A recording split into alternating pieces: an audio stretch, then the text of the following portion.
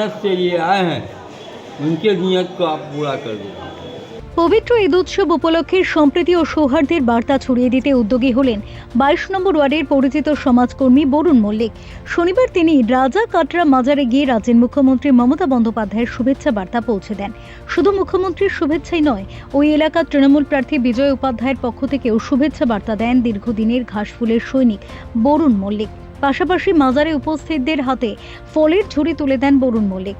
সারা বছরই বিভিন্ন সমাজসেবামূলক কাজে যুক্ত থাকা বরুণ মল্লিক জানান, মুখ্যমন্ত্রীর ধর্ম যার যার উৎসব সবার, এই বার্তাকে সামনে রেখে তারই উদ্যোগ।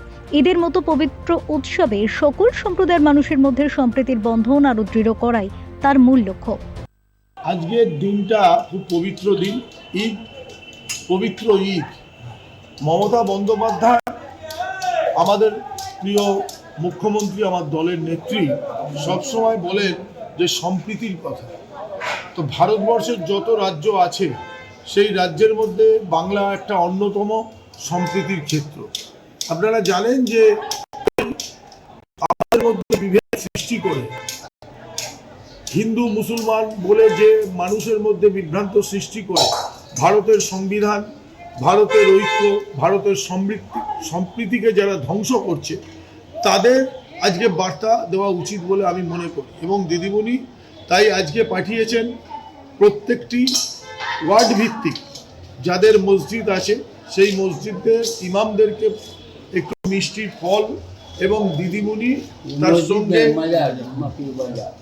বাজারে, এবং তার সঙ্গে দিদিমণি পাঠিয়েছেন একটি ভিজিটিং কার্ড তাদেরকে শুভেচ্ছা জানাবার জন্য। এবং আমাদের যে ক্যান্ডিডেট দাঁড়িয়েছেন তৃণমূল কংগ্রেসের প্রার্থী ভূমিপুত্র বিজয় উপাধ্যায়জি, আমাদের তৃণমূল কংগ্রেসের প্রার্থী।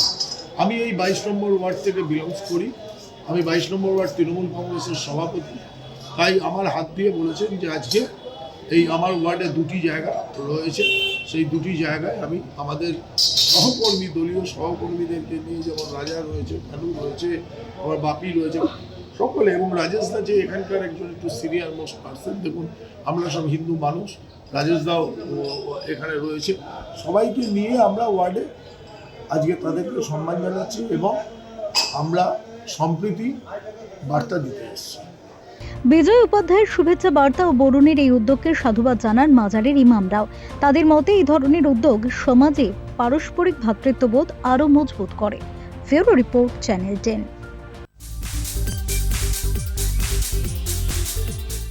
মনের মধ্যে কারো পাপ না থাকে, যাতে আমরা সবাই ভালোভাবে থাকতে পারি, ওই